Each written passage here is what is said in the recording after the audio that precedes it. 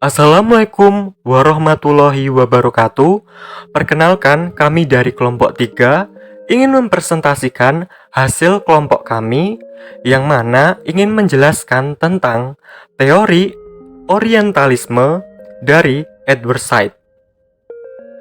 Yang mana dari kelompok 3 ini beranggotakan Khairul Safiuddin, Deva Kurnia Rahmawati, Muhammad Krisna Dutayana, dan Nesti Eka Putri. Selanjutnya, silahkan menyimak dari penjelasan kelompok kami. Biografi tokoh Edward Said. Lahir di Yerusalem pada 1 November 1935. Ia merupakan seorang intelektual keturunan Palestina Amerika dengan karyanya yang begitu monumental yang berjudul Orientalisme, yang terbit pertama kali pada tahun 1978. Dalam buku tersebut, Edward Said mengkritik gerakan Orientalisme yang ia anggap sebagai sebuah usaha persepsi Barat terhadap kebudayaan dan tradisi yang ada di Timur, atau biasa disebut dikotomi Barat-Timur. Karenanya, ia sangat dikenal dengan teori sastra kolonial, postkolonialisme, dan poststrukturalisme. Ia wafat pada 25 September 2003 di New York. Kemudian untuk definisi Orientalisme. Secara bahasa, Orient berasal dari bahasa Prancis, Orientalisque, yang berarti timur atau ilmu tentang dunia timur. Sedangkan Orientalisme sendiri dalam Kamus Besar Bahasa Indonesia atau KBBI adalah ilmu pengetahuan tentang ketimuran atau tentang budaya timur. Sejarah munculnya Orientalisme. Abad ke-13, kemajuan bangsa Timur, hal ini yang membuat perhatian bangsa Barat untuk datang dan belajar ilmu sains.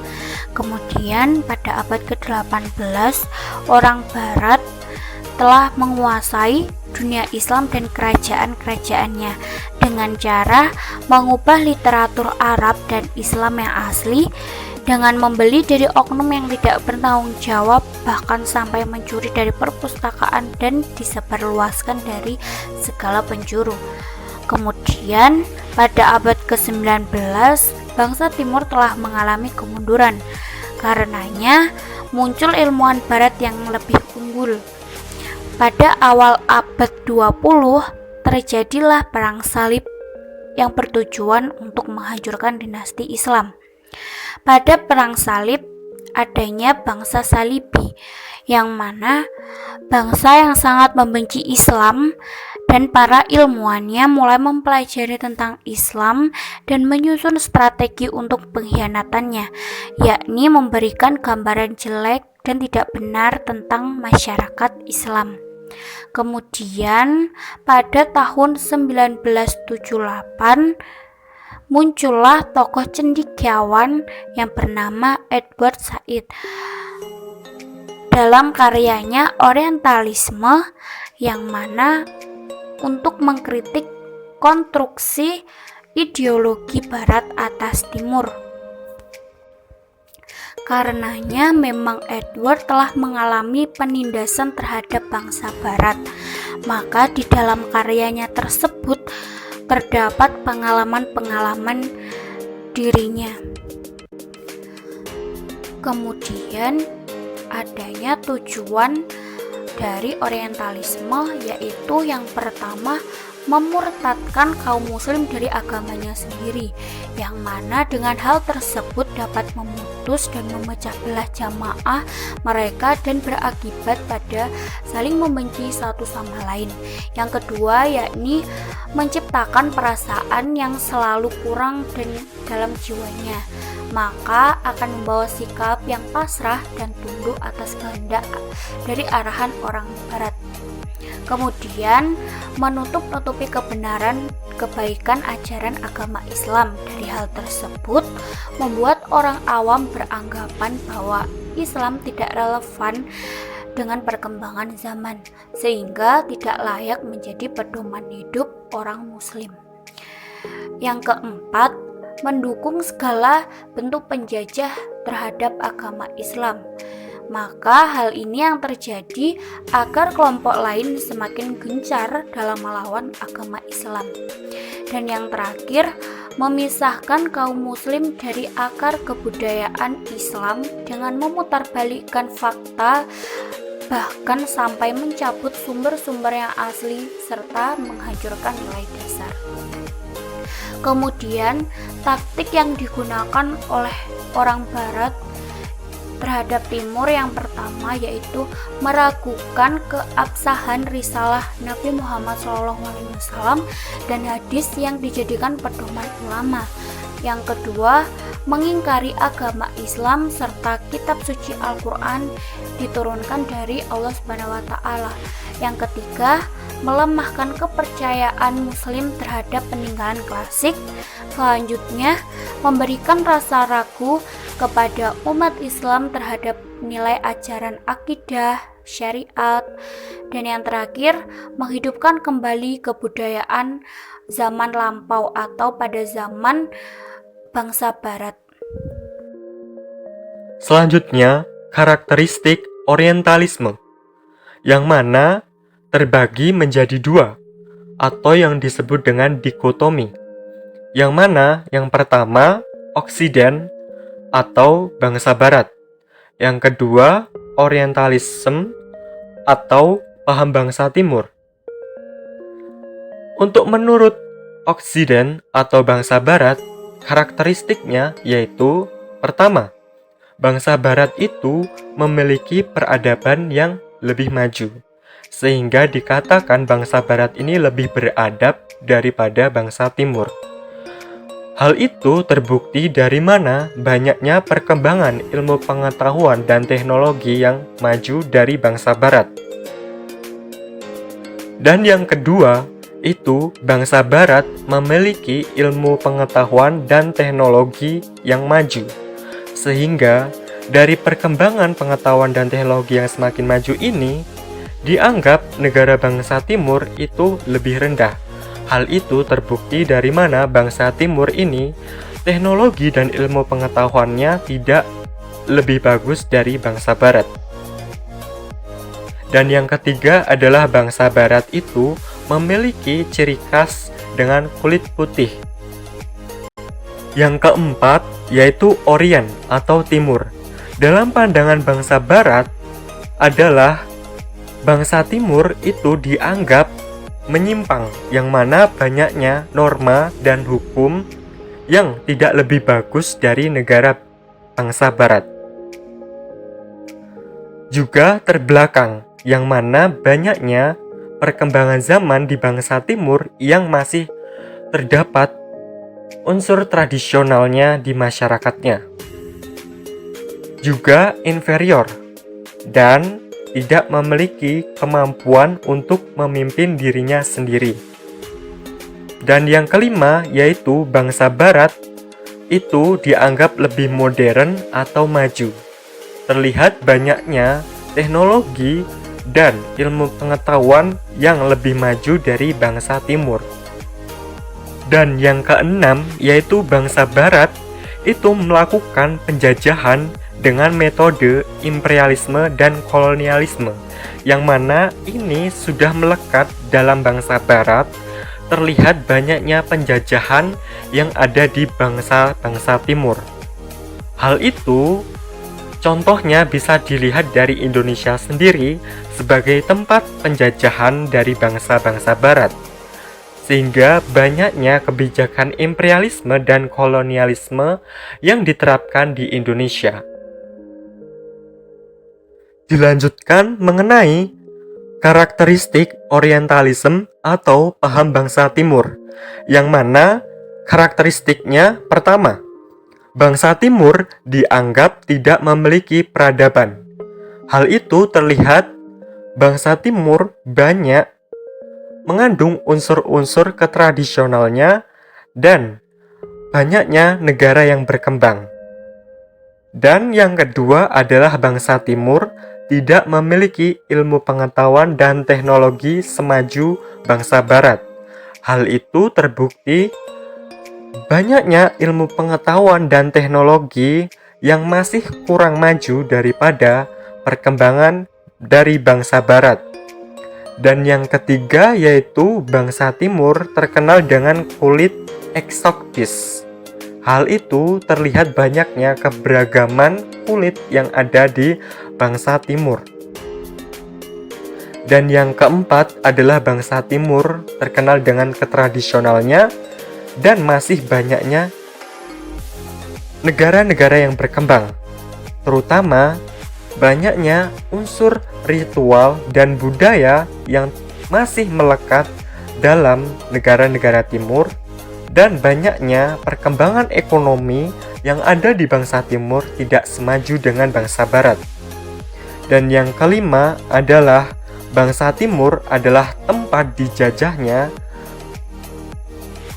metode imperialisme dan kolonialisme dari negara-negara bangsa barat. Hal itu sudah terlihat jelas dari mana banyaknya negara-negara di Asia Tenggara yang dijadikan tempat penjajahan untuk melakukan kebijakan imperialisme dan kolonialisme. Kemudian, dalam Shelley, Said mengungkapkan adanya 3 karakteristik tahapan orientalisme.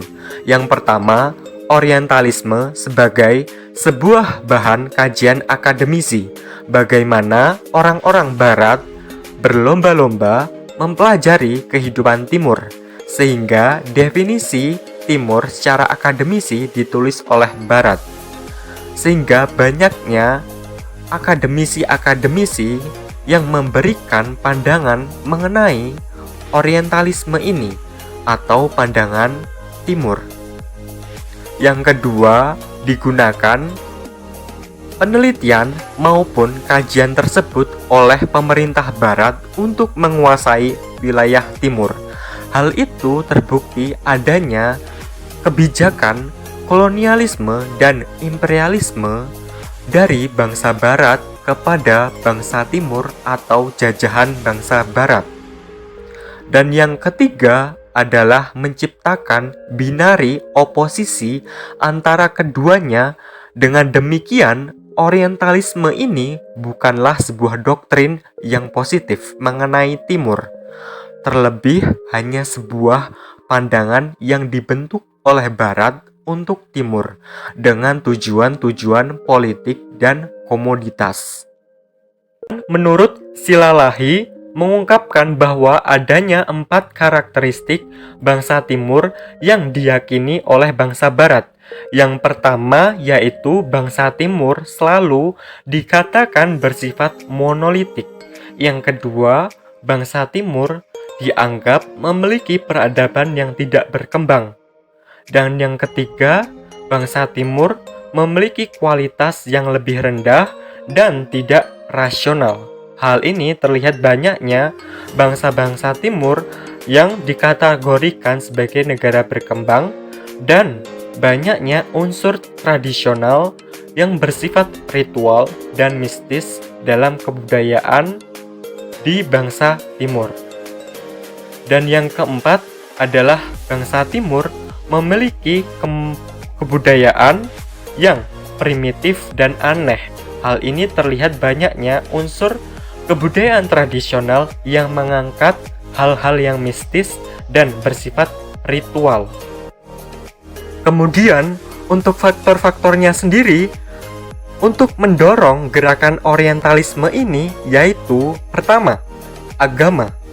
Kemunculannya di saat sentimen agama ini dimulai oleh para rahib gereja, kemudian berlanjut para pendeta dan menjadi kelompok besar orientalis di mana mereka hanya memikirkan bagaimana cara menyerang Islam untuk merusak eksistensi agama Islam dan memutarbalikkan fakta kebenaran ajaran Islam. Juga dari peristiwa Futuhat Islamiyah, perang salib, dan penaklukan pada masa Utsmaniyah di Eropa disinyalir sangat mempengaruhi kondisi bangsa barat, berupa rasa takut atau sindrom terhadap kekuatan Islam sampai mereka membenci penganutnya. Sehingga dari kondisi psikologis seperti ini, disinyalir timbulnya keinginan dan usaha dalam diri mereka untuk melakukan studi tentang Islam. Yang kedua adalah kolonialisme, yang mana orientalisme dan kolonialisme memiliki hubungan yang sangat erat guna mewujudkan cita-cita bangsa Barat, terutama Eropa. Tujuan gerakan orientalisme melebur dengan tujuan perang salib, seolah-olah gerakan orientalisme sebagai pengganti strategi kaum salibis dari perang fisik berganti menjadi perang pemikiran. Strategi Louis atau Raja Prancis atau pemimpin pasukan salib ke-8 menyatakan bahwa peperangan bukanlah strategi yang tepat untuk bisa meraih kemenangan dan mengalahkan umat Islam, sehingga mengalihkannya dengan melalui jalan perang pemikiran, menjadikan cendekiawan-cendekiawan Eropa berbondong-bondong mempelajari Islam untuk dijadikan senjata dalam memerangi Islam. Hal inilah yang disebut dengan jalan perang pemikiran. Selanjutnya adalah ekonomi. Di antara motif-motif yang mendorong kekuatan orang-orang Barat melakukan gerakan orientalisme adalah keinginannya untuk menguasai pasar-pasar perdagangan, lembaga-lembaga keuangan, kekayaan alam, dan mengekspor sumber-sumber alam migas maupun non-migas dengan harga semurah mungkin. Hal ini menjadikannya timbullah kebijakan monopoli perdagangan di bangsa-bangsa Barat untuk diterapkan di bangsa Timur.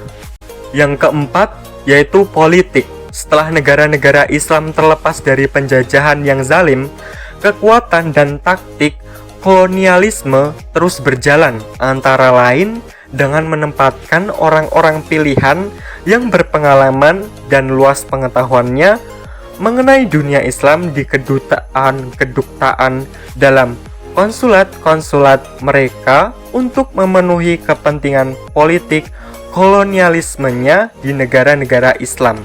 Hal ini menjadikannya adanya kebijakan imperialisme yang sangat kuat dan kolonialisme yang sangat kuat dari negara bangsa Barat, sebab bangsa Barat menguasai struktur dari politik di negara jajahan atau bangsa Timur ini. Dan yang kelima adalah keilmuan. Keberhasilan umat Islam dalam pengembangan sains dan teknologi membuat bangsa Eropa melakukan penyelidikan dari segala aspeknya, kemudian menulis dan menerbitkan buku-buku. Juga ada gerakan orientalisme dari orang-orang yang mencari keuntungan materi demi kepuasan hasrat pribadi mereka. Adanya yang menjadikan gerakan oriental ini sebagai pemenuhan hobi berpergian dan mempelajari budaya dunia luar, atau sekelompok orang yang memanfaatkannya untuk mencari rezeki ketika kebutuhan hidup dirasa menghimpit mereka dan dijadikan sebagai tempat pelarian ilmu yang harus diembannya. Sisi negatif orientalisme terhadap Timur dan Islam. Selepas Perang Dunia II tahun 1945, Barat menjadi kekuatan adikuasa dan adidaya di dunia modern. Terlebih sejak kemenangan telak kekuatan Barat kapitalis atau Amerika terhadap Barat komunis atau Rusia pada Perang Dingin. Barat kemudian mencoba mencari lawan yang sepadan, dan dipilihlah Islam sebagai peradaban yang pernah maju dan memiliki banyak pengikut untuk menjadi lawan kemajuan kebudayaan Barat. Berdasarkan paham materialisme kontemporer yang dipelopori oleh Karl Marx, Barat kemudian menganggap bahwa tujuan-tujuan transendental keagamaan sebagai sesuatu yang kuno, mundur, dan reaksioner. Maka pihak Barat bersikukuh bahwa Islam harus dimodernkan dan dibaratkan agar tidak ketinggalan zaman. Islam menurut mereka hanya cocok bagi orang Baduy primitif pada abad ke-7. Meskipun mereka mengakui kejayaan peradaban Islam pada 1000 tahun yang lalu, namun mereka menganggap kejayaan tersebut telah terkubur pada abad ke-13. Kekunoan pandangan hidup muslimlah yang kemudian dituding menjadi penyebab kemunduran peradaban Islam. Oleh karena itu, jalan untuk terbebas dari keterpurukan tersebut ialah dengan menerima materialisme Barat tanpa kritik. Orientalisme dirasa memojokkan dan menentang kebenaran mengenai peradaban Islam dan Timur dengan kajian dan kesimpulan pribadi mereka sendiri. Beberapa contoh sudut pandang Orientalisme dalam mengkaji Islam yang dipaparkan oleh Maryam Jamilah antara lain diungkapkan oleh Dr. Hiti, ahli sejarah Islam, berpendapat bahwa sumbangan Muslim dalam bidang filsafat, kedokteran, matematika, serta bidang ilmu pengetahuan lainnya hanyalah selayang pandang. Dirinya juga menolak validitas moral dan spiritual Islam sebagai daya tarik utama bagi orang luar untuk memeluk Islam. Singkatnya, pandangan Orientalisme terhadap dunia Islam menurut Dr. Muhammad Al-Bahi ialah: yang pertama, kesetiaan Muslim terhadap Islam hanya pada waktu yang singkat saja. Muslim dianggap memiliki kesetiaan yang tinggi terhadap Islam hanya pada permulaan kemunculan Islam saja. Kemudian, Islam tidak lagi berfungsi menjadi kekuatan pembimbing bagi kehidupan mereka.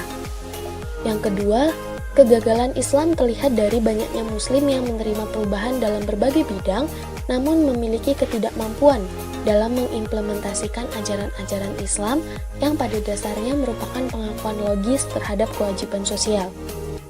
Yang ketiga, reformasi Islam dan peninjauan terhadap realitas yang ada merupakan suatu keharusan untuk mengikuti perkembangan atau hegemoni Barat yang merupakan produk pengalaman manusia dalam waktu yang panjang. Menurut Maryam Jamilah, Orientalisme bukanlah kajian objektif dan memihak Islam. Yang diupayakan secara mendalam bukan untuk mendapatkan hasil yang orisinil dan objektif, melainkan hanya rencana jahat yang terorganisasikan untuk menghasut para pemuda agar melakukan pemberontakan terhadap agama mereka. Pengaruh pemikiran Edward Said tentang Orientalisme. Orientalisme sebagai suatu bidang kajian ilmu yang dirasa sangat sulit untuk ditemukan keobjektivitasannya dalam mengkaji peradaban Timur, khususnya Islam, menjadi salah satu tunggangan kepentingan kolonialisme dan imperialisme negara-negara Barat di Afrika dan Asia, sehingga semakin kental dengan aroma kebencian dan permusuhan. Kritik Edward Said yang paling nampak ialah mengenai bagaimana cara Orientalisme tersebut bekerja. Ia melihat bahwa gaya berpikir dan paradigma yang digunakan untuk mengkaji budaya ketimuran oleh manusia Barat selalu memunculkan sosok dunia lain di mata Eropa. Peradaban Eropa selalu dipandang sebagai pusat peradaban manusia, sedangkan peradaban lain termasuk peradaban Timur dan Islam dipandang sebagai peradaban yang kurang sempurna. Edward Said berpendapat bahwa Timur yang dilabelkan oleh Barat adalah suatu makna yang diberi makna, asosiasi, konotasi, dan menunjukkan bentuk Timur yang tidak seharusnya atau tidak sebenarnya. Dengan demikian, Orientalisme bukanlah suatu doktrin positif mengenai Timur yang selalu dipahami Barat, melainkan merupakan tradisi akademis yang berpengaruh. Sekian dari presentasi kami. Bila ada salah kata atau hal yang kurang berkenan, mohon dimaafkan. Wassalamualaikum warahmatullahi wabarakatuh.